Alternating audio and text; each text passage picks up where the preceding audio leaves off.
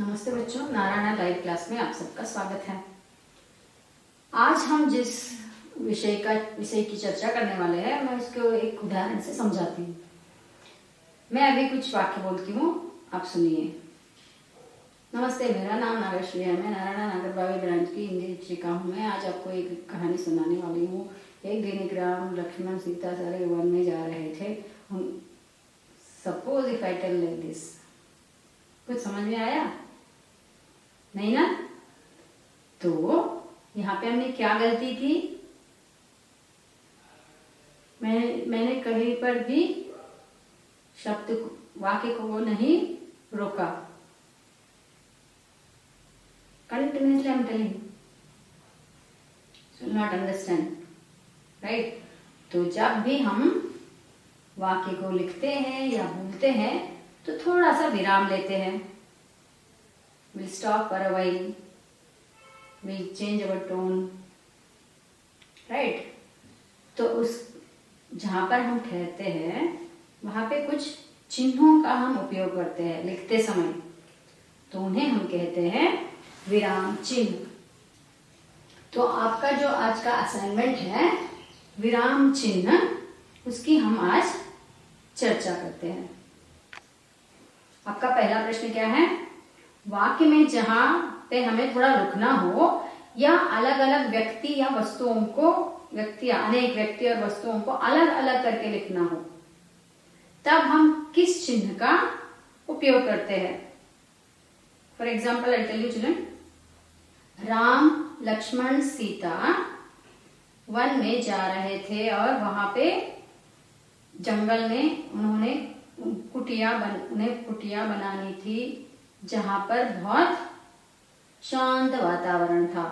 तो what I did, Ram Lakshman Sita, ऐसे बहुत सारे व्यक्ति है, तो हम क्या करते हैं वहां पे थोड़ा थोड़ा रुकते हैं। और कुटिया बनानी थी जहां पर शांति छाई हुई थी, तो एक वाक्य के बाद भी हम रुकते हैं। तो थोड़ा सा जो हम विराम लेते हैं, तो वहां पर हम कौन सा चिन्ह उपयोग करते हैं? अल्प विराम। सी नेम इटसेल्फ सेज कि इट इज अल्प विराम। और इसका चिन्ह कैसे होता है? The symbol is like this, comma. In English we call it as comma. आपका दूसरा प्रश्न क्या है बच्चों? कि जहां पर वाक्य पूर्ण हो जाए या समाप्त हो जाए, वहां पर आप कौन सा विराम चिन्ह का उपयोग करेंगे? Now when sentence is completed, तो पूरा हो गया, वाक्य समाप्त हो गया, पूरा हो गया का मतलब वहां पे हम पूर्ण विराम का उपयोग करते हैं।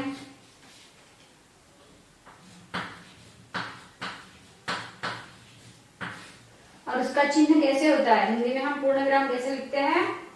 एक खड़ी डंडी, ऐसे। आपका तीसरा प्रश्न क्या है? जहां पे वाक्य पूरा नहीं होता है और हम और भी कुछ वस्तुओं के या विषय के बारे में बात करते हैं, तब किस चिन्ह का हम उपयोग करते हैं?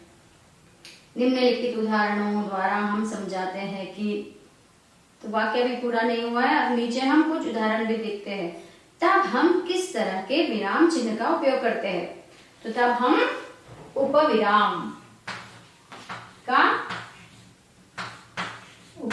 चिन्ह का उपयोग करते हैं।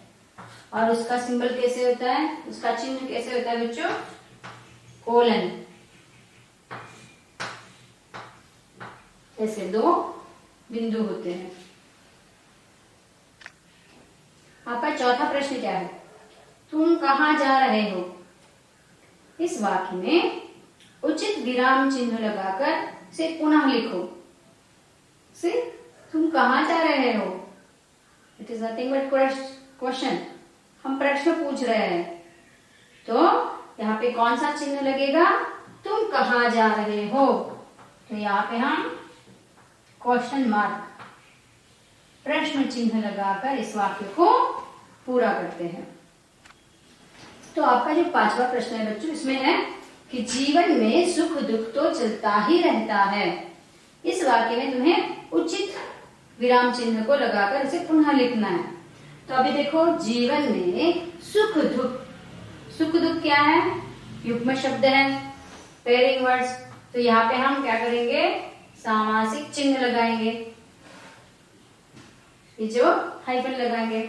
उसके बाद तो चलता ही रहता है, तो जीवन में सुख दुख तो चलता ही रहता है, वाक्य पूरा हो गया। तो यहाँ पे हम क्या करेंगे?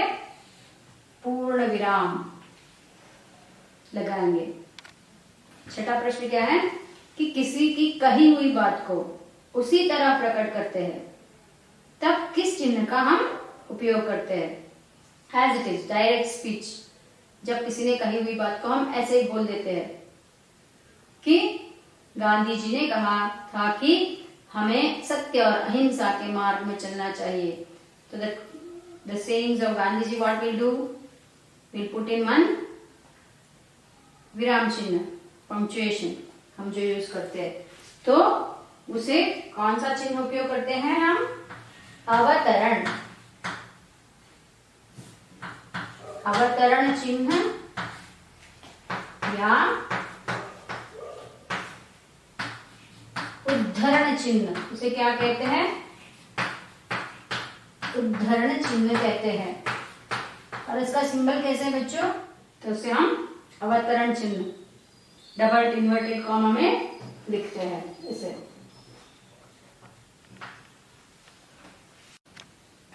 आपका अगला जो प्रश्न है, 7वां प्रश्न क्या है कि किसी प्रसिद्ध या बड़े शब्द को जब हम संक्षिप्त करके लिखते हैं, शॉर्ट फॉर्म में लिखते हैं, तब हम किस चिन्ह का उपयोग करते हैं?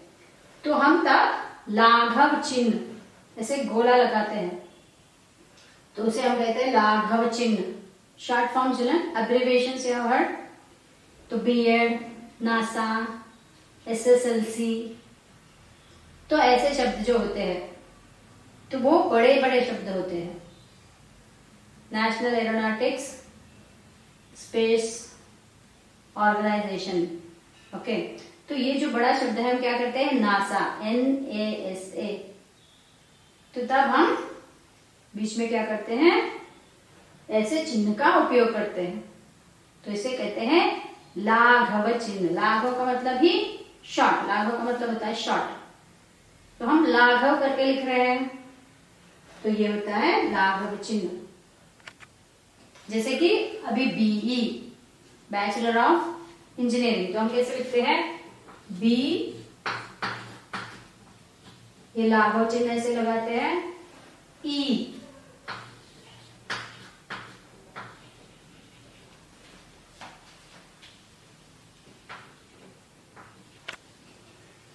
8वां प्रश्न, मैंने भारत में पहाड़, झरने, नदी, खेत, इमारत आदि चीजें देखी थी। तो इस वाक्य को तुम्हें विराम चिन्ह लगाकर फिर से लिखना है, पुनः लिखो। तो यहाँ पे कौन से विराम चिन्ह लगेंगे? मैंने भारत में पहाड़, झरने, नदी, खेत, इमारत, बहुत सारी वस्तुएं हैं, तो उसे हम अलग करने के लिए अल्प विराम, पहाड़, झरने, नदी, खेत, इमारत आदि चीजें देखी थी। तो यहाँ पे वाक्य पूरा हो गया, तो यहाँ पे हम पूर्ण विराम का उपयोग करते हैं। यहाँ पे अल्प विराम और यहाँ पे पूर्ण विराम। इस प्रश्न में 9वें प्रश्न में क्या दिया है? वाह कितना सुंदर फूल है। तो यहाँ पे जो रेखांकित चिन्ह है बच्चों, इसे तुम्हें पहचानना है, ये कौन सा चिन्ह है? This underline punctuation mark is which punctuation mark? तो ये क्या है? वाह, छी, अरे रे, ऐसे शब्द जब हम यूज करते हैं तो हम आश्चर्य प्रकट करते हैं, घृणा प्रकट करते हैं, तो विस्मय। तो यहाँ पे ये चिन्ह जो है वो है विस्मयादिबोधक चिन्ह। कौन सा चिन्ह है? विस्मयादि बोधक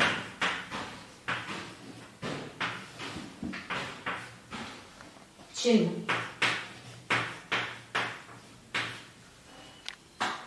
तो 10वां प्रश्न क्या है? सूर्यास्त हो गया, लालिमा का स्थान कालिमा ले लिया, यानी कलरफुल जो क्लाउड्स थे सारे अभी काले हो गए बिकॉज ऑफ सनसेट, सूर्यास्त होने के कारण। तो यहाँ पे हमने जो विराम चिन्ह का उपयोग किया, ये कौन सा है? रेखांकित अंडरलाइन विराम चिन्ह कौन सा है? ये है अर्ध विराम, अर्ध विराम चिन्ह।